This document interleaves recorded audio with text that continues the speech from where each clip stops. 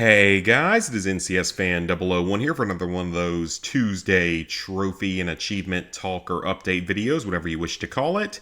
Today's date is Tuesday, November the 4th of 2025. So this will have covered the week of October the 28th through November the 3rd of 2025. Not a ton of progress overall made this week because my dad was here for a lot of the weekend, so I was busy. Me and him were just hanging out, watching lots of football and live PD and stuff like that. But there was at least some progress made in both trophies and achievements. So let's go ahead and take a look at the trophy aspect, which was Powerwash Simulator 2, of course. So within the last week, let's see, so still have a bunch more jobs to go, like probably halfway through the jobs currently. And then own all the different washers and their attachments, but apparently you get like $30,000 when you finish the game, so that'll allow you to buy everything, so none of that should be a problem. So then let's see, all of those are old trophies that I've already gotten. Already had, oh no, I didn't have this one yet, so for this one you have to purchase the surface cleaner, which is a new item that you can buy, and buy all of its attachments. The reason why it says at the same time is because you can sell back attachments and stuff to get money back, so you can buy other stuff with that money. So do keep that in mind, that is an option, but again, apparently once you finish the game you get so much money that money is pretty much worthless in a sense of being able to buy everything. Apparently the skin added to the washer is like a really late trophy in the game, like you don't get this one until very late in the game. Then you have a couple of job specific ones that we haven't gotten to yet. This one, I haven't seen the Urban X double turbo nozzle yet. I don't think I have. I probably still have to buy it at some point. So then, alright, here's some actual trophies that were earned. So first off, we have the bandstand job. This is a relatively easy overall job. It's a fairly short one. In this one, just basically mark the hatch in the middle of the bandstand and clean it last. So you can clean around it, just make sure you don't finish cleaning it until it is the last object that you need to clean. Pretty straightforward. Then you have the rock climbing park. This one, you just have to clean the pterodactyl first, so just clean the different body parts of the pterodactyl. I can't remember if you have to also clean the stand, but I think you just have to clean the pterodactyl body parts themselves first. Then, let's see, we already had that one. The roller disco, so for this one, just lock onto the glitter ball, aka the disco ball, in the center of the whole area, and clean it first, pretty straightforward. Then any job using only the adaptable nozzle, this one is very easily done with the scooter job, I think is what it's called. I don't know if that's exactly what it's called, but it's one where you just clean a real small scooter with only a handful of parts on it. So that's a great place to knock out this trophy and some of the other nozzle-specific trophies. So just switch to the adaptable nozzle at the beginning and only use it until you clean it. Apparently this one for the solar system job is known for being kind of buggy, so we'll see how that goes when we actually get to it. Shopping mall is easy enough, because you just have to clean something first. The town floats one, just, again, easy enough, just clean this item last. This one you can just do on the scooter job. And then, let's see, here's another new trophy. So, floor is lava. You're going to get to the stone circle job, which is a fairly easy overall job to complete. Nothing complicated about it, but just before you really bother with doing anything on it, just jump from pillar to pillar to pillar. So, hardcore parkour and Powerwash Simulator for some reason, and you will end up getting that trophy without any major issues. Already had this one. Temple Interior. Apparently this is actually a story-related trophy, so don't know why it's listed so far down, but that's good to know at least. Then already had all three of those. Haven't gone to the roller coaster yet, but this one looks easy enough. Funhouse looks easy enough. The motel one looks easy enough, and then theater one looks easy enough. And I think we already had these other two trophies as well, so making very good progress with the game so far. I will say that there was this comment down here that says, like, terrible lag and freezes. In the most recent stream I did of the game on Sunday night, the game was starting to have some issues with performance and lag and stuff. I assume it was the game. I don't think it was my capture software or anything like that. It could have been that, but it looks like it was more likely the game, so it does look like this game has a few issues with lag and everything like that. So if you're going to go into it, just definitely keep in mind that that could potentially be just a little bit of an issue. Shouldn't be a major problem, but just keep in mind that it is there and it is potentially prevalent, so just definitely keep that in mind when you're playing this game. But I'm absolutely loving it, of course. It's been a great time so far, and I mean, we're probably like halfway through it already, which is pretty nice. But I mean, it's a great game. Can't wait to keep playing more of it. I'm doing some of the stuff off stream though. Some of the like longer parts of jobs I'm just doing off stream to save time on stream so we can actually just focus on trophies and such.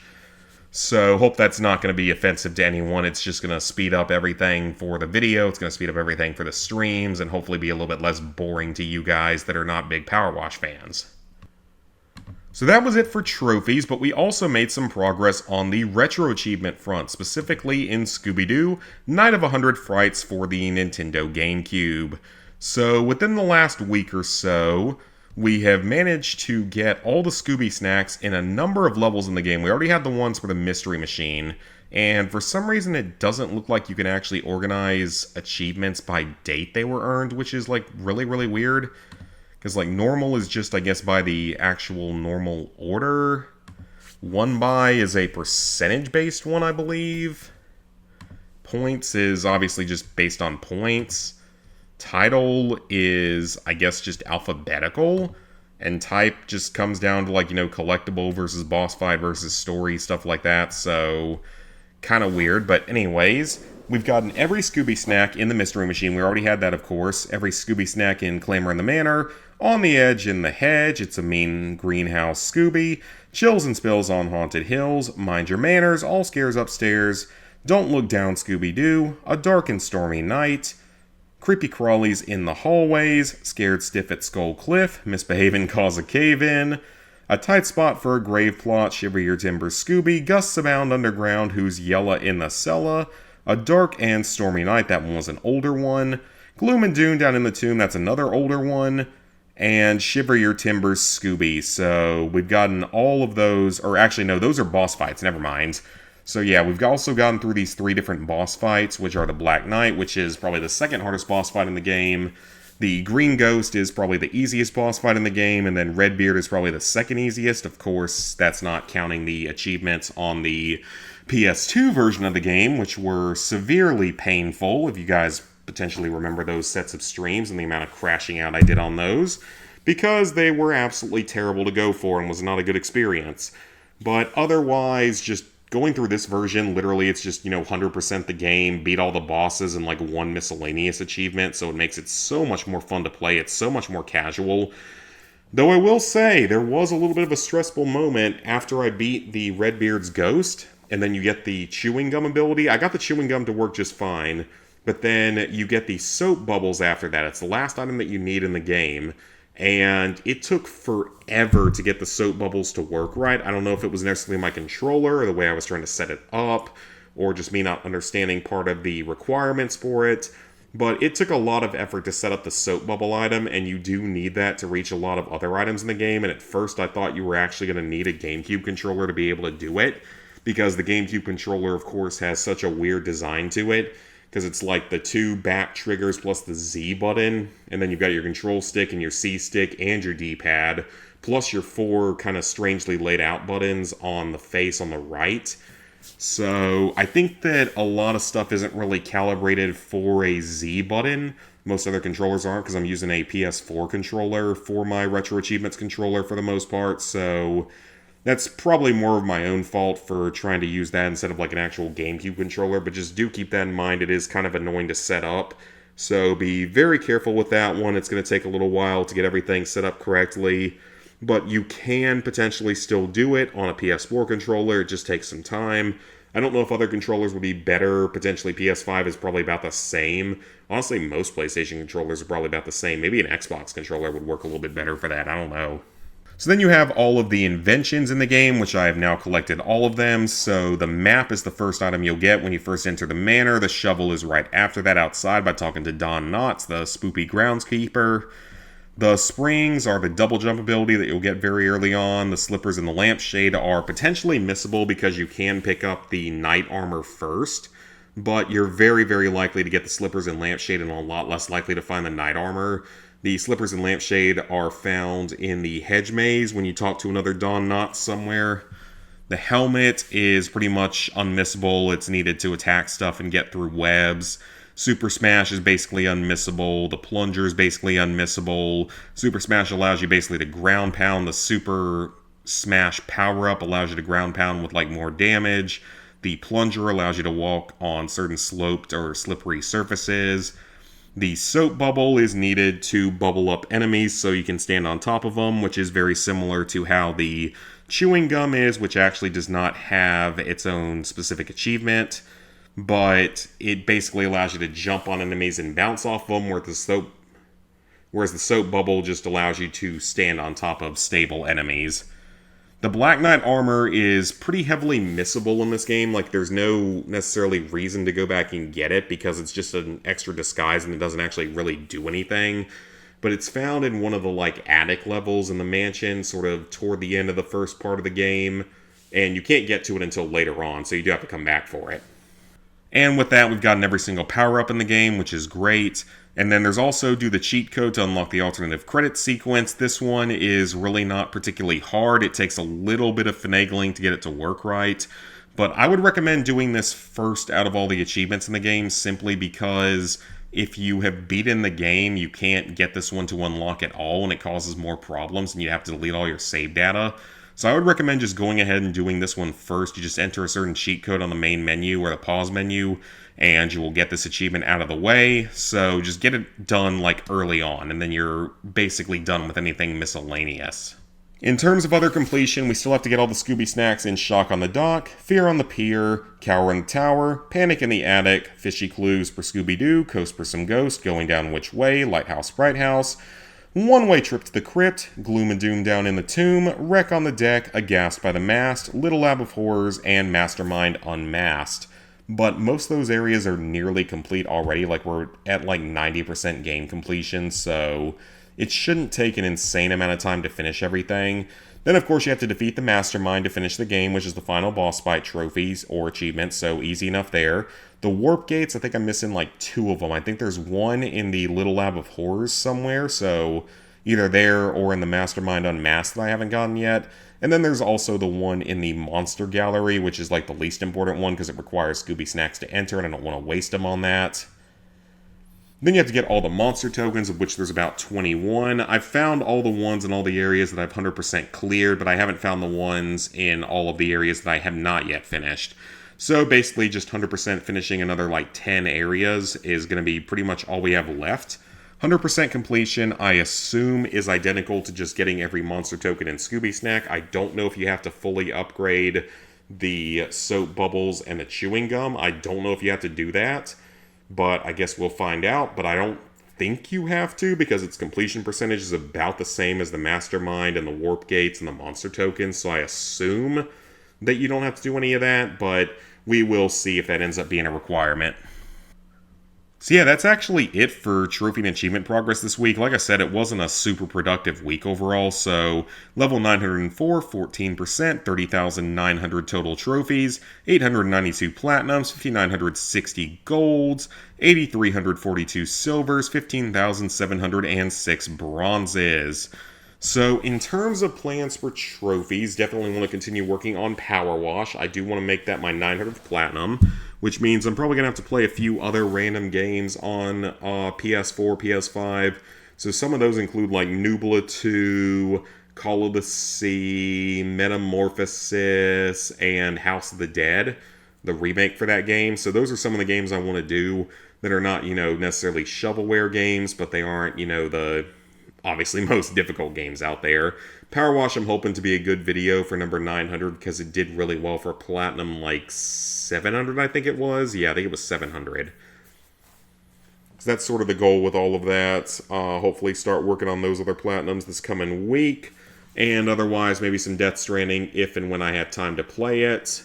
So that's it for trophies. As for achievements, currently, we're at 2,179 points, or 3,150 retro points. We're now ranked almost into the top 36,000 out of 115,000, so we're in the top 31.33%. We, of course, haven't gotten any new mastery badges, 6 masteries total out of 8 games played. And from here, Scooby Doo, we only need one more stream to finish, so we will easily have it done in the next stream. Not really any major issues there. And then it's just going back to Clock Tower, which, again, probably like one more stream just to finish off the Helen playthrough. And then we'll see what happens from there if I decide to stream any more of it or just play most of it off stream and just record it for the video. because honestly, I don't know if it's going to be that much fun to watch. Plus, those streams didn't do particularly well. Now, beyond that, of course, we have a massive, massive list of want to play games. So, like Arctic Thunder, that's a new one I add to the list, even though I know it's like brutally hard with some of its rubber banding. Barnyard, the other version, needs to do that one. Other Call of Duty games, a Cars game. Apparently, the original Cars is like not on here, I don't think, unless it's been added. Chibi Robo, that's a fantastic game. Other versions of Clock Tower games. Clock Tower 2 is probably a mess, and it's probably going to piss me off a lot if I play it, but it might be fun. I don't know. Random Dora the Explorer game, because why not add something stupid like that to the list, even though it's apparently quite easy, even though I don't have a DS emulator. Fairly Odd Parents, Brotherhood of Steel, Forbidden Siren games. Forbidden Siren 2 is apparently like a massive pain in the ass for the way the game is designed, or just like super, super challenging. So is the original, though. Old Harry Potter games that I grew up on. I grew up on Chamber of Secrets to a degree. Never played Goblet of Fire. I think that one's actually pretty bad. Haunted Mansion, that's another classic, even though I think it's actually probably going to be pretty challenging. Haunting Ground, that's another classic that costs like $1 million to purchase if you want to buy it for real. Hydro Thunder, another arcade game I love. We got Jimmy Neutron games, another Lego game. We get to some Mario games. Mario and Luigi Partners in Time, grew up on that shit too. Toadstool Tour has an insanely high multiplier, even though I did a lot of that stuff back in the day on the GameCube. There was a Mario basketball game, for those who don't know, which is crazy. Mario Kart Double Dash, other Mario Party games. 4 is one I would love to do. 6 and 7 might have a little too many in the way of achievements. Tennis has literally over 200 achievements, which is absurd. That is an insane multiplier. I don't think I've seen one that high. Mercenaries 1, would love to do that one at some point, even though it's probably pretty challenging because I've never 100%ed that game myself.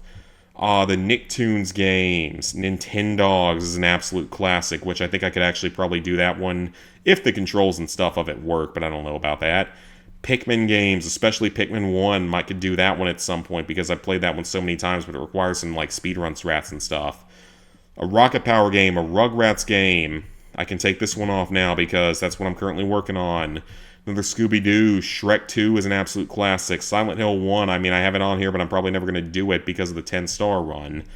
Bunch of SpongeBob games. Tons and tons of SpongeBob games. Would love to do Revenge of the Flying Dutchman at some point in the near future.